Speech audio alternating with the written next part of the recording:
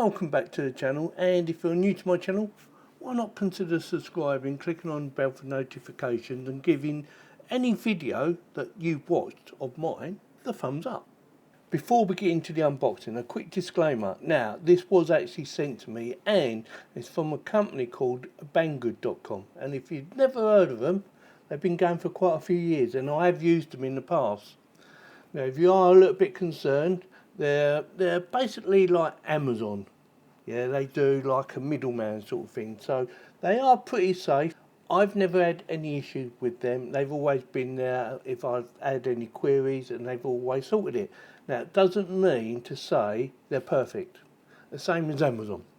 Amazon doesn't always get it right, and sometimes they will argue with you, saying, you know, no, you got that bit wrong, sir, or whatever. Okay, so just be aware it's not from Amazon, it's actually from a company called banggood.com, and yes, I have used them before in the past. Not for a while, but in the past. I wouldn't try and send you to a link to somewhere that might be very dodgy. I'm just letting you know they are pretty safe. Doesn't mean they don't get things wrong. Okay, let's get on with the video, shall we? Right, it's a video projector, as the title suggests anyway. This is a 1080 native resolution. I'm not 100% sure if it's a 1080p. We will find out together, won't we? Now, this is how it turned up. It's a bit battered, as you can see. And the reason for that is because they sent me a plug. Because this is for the US market, this one.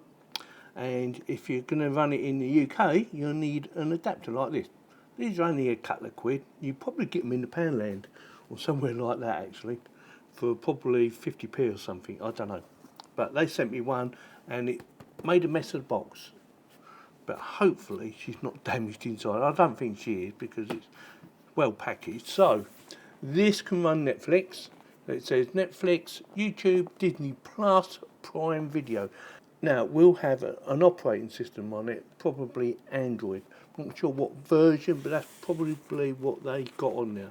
So it's got electric focus, BT 5.1, that's Bluetooth to you, Wi-Fi 2.4 and 5G, colourful, not sure what that means, native 1920 by 1080, which is what I said earlier, but it hasn't got a P next to it.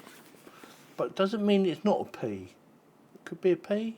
It may not be a P. So, as on there, physical resolution 1920 by 1080p, and it has a Q code.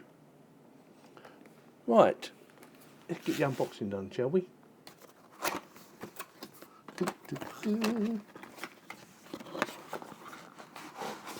Nice bit of padding. Let's have a quick look at the projector first.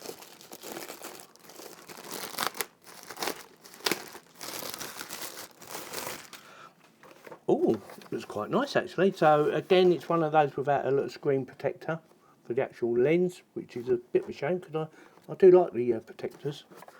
Bit of rubber feet on the bottom, a little mounting bracket there for mounting it onto a stand, and maybe even in there as well. I'm not sure about them, but you definitely can mount it there.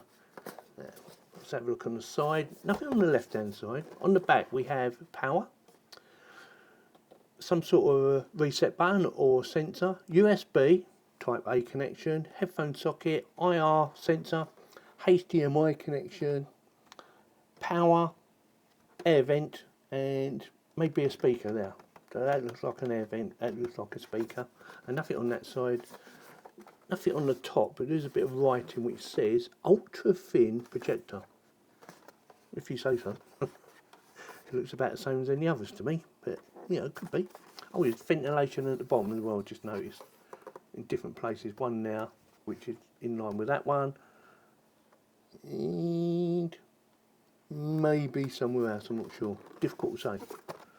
Got a nice little weight to it. It's not heavy, it's not too light. I don't like it if it's too light, you know, you think you've been robbed. Oh, link in the video description below, in case you want to go and buy one. Right. We have a nice remote control with Netflix on it, YouTube, Prime Video and Disney. Plus and a minus for the actual volume levels, menu button, F plus, F minus, back button, a round navigator with OK in the middle, home button, I believe that's an enter button and on-off power button. That's not bad. Oh, got some other bits in here. So we have power lead, which is probably a US connection. That's probably why they sent me that, which makes sense, doesn't it? So that going there like that. Yeah. And HDMI connection. I might not use that one, but I might do. Little screwdriver. Interesting. A little stick with a little pad on the end, and that'd be for like cleaning it out, like your lens or your filters and that, for making it nice and clean. Oh, that's for your lens. Bit of cloth. Yeah. Wolf Blitz. Is it? Oh, BlitzWolf, not Wolf Blitz. Sorry. Nothing on the other side, just a little thank you card. User menu. So this is the BW-V10 Ultra. Remember that, Ultra. And that's it in the box. So that is it. That is the packaging. Right, let's plug her in and see what she actually looks like when you first start her up. Right, first thing I have noticed, and I didn't realise when I've done the unboxing, it doesn't have one of them little stands that you wind out, which would normally be where the lens is, about there. And I thought, oh, yeah, I forgot about that. So you can't actually adjust the tilt. So if you put it on something and you want to tilt it down, or if you want to tilt it up actually, not down, yeah, if you want to tilt it up, you can't because there's no little foot. So you'd have to put something under it. So what I've done, I used an actual stand, a light stand, and I screwed it into that. Or screwed that into the light stand.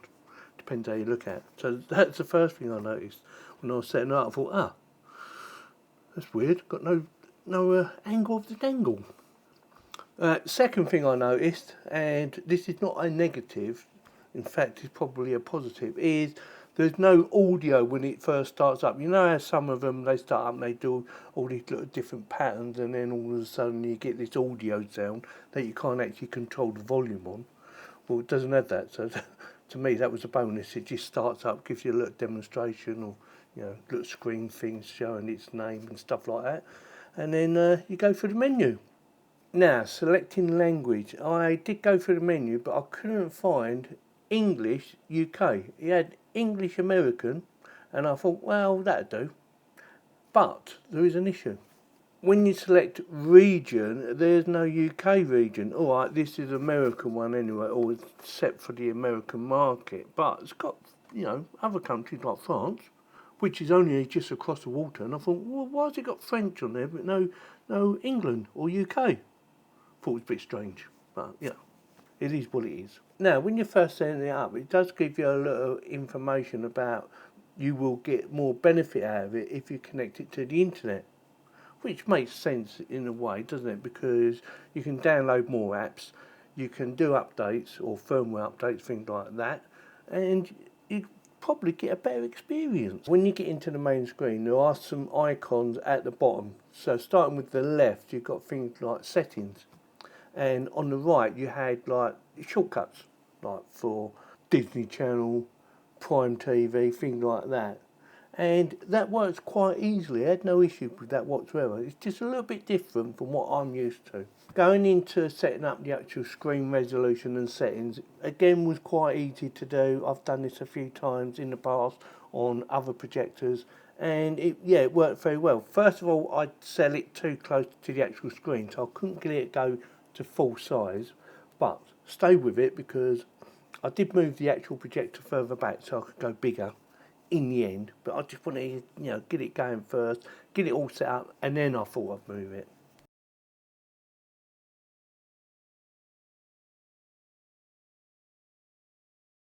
One of the things I did like was the digital focus, and very easy to do. It's just them two keys there, or two buttons I should say. Yes, very good, I like that. Easy peasy lemon squeezy.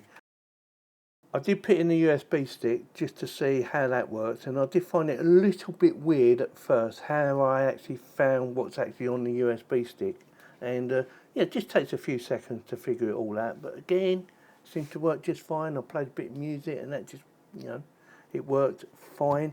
The only thing I did find a little bit weird or a little bit strange is with the actual remote control.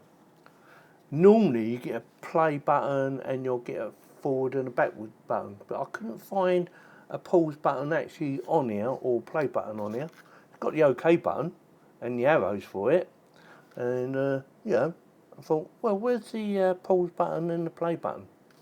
They're not there. And the fast forward, things like that. Yeah, a little bit strange, but you get used to these things, don't you?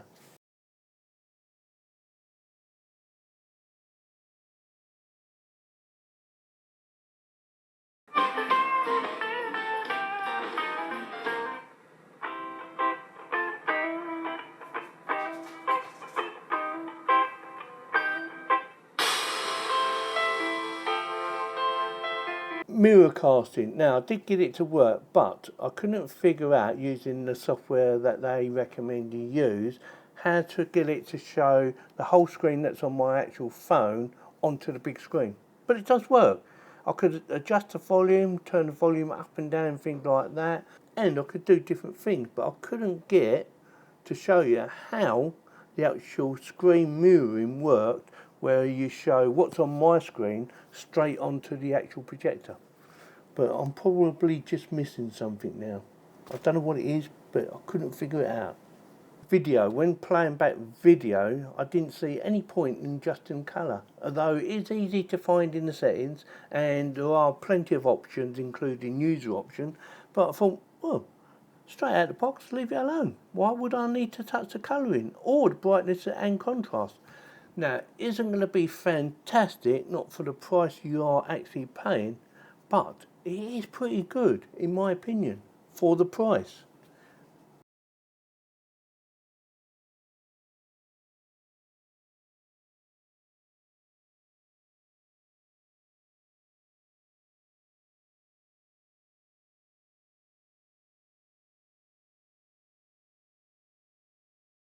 I even watched a little bit of tennis on it, and yeah, I'm quite impressed.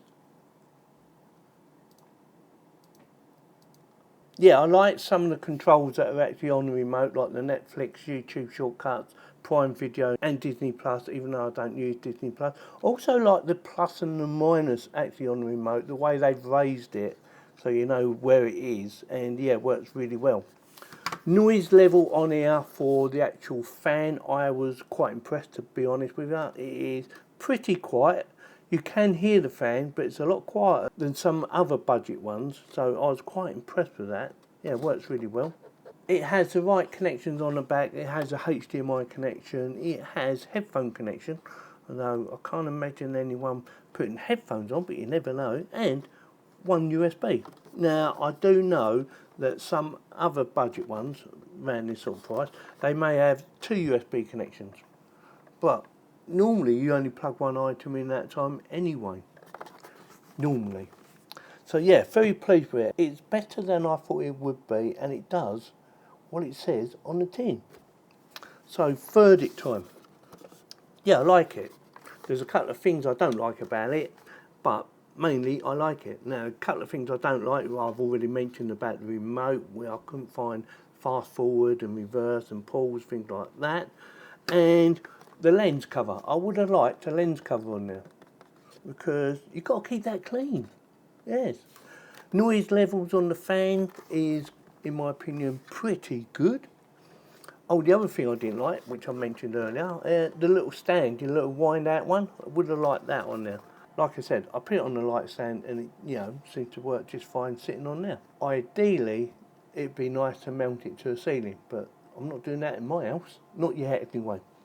So with that, yeah, for what it costs, link in the video description below, gets my thumbs up. Let me know in the comments whether it gets your thumbs up. And don't forget, if you're new to this channel, make sure you subscribe, click on the bell for notification, and give this video a thumbs up. Or any of my videos thumbs up. Yeah, very nice. Thanks very much for watching.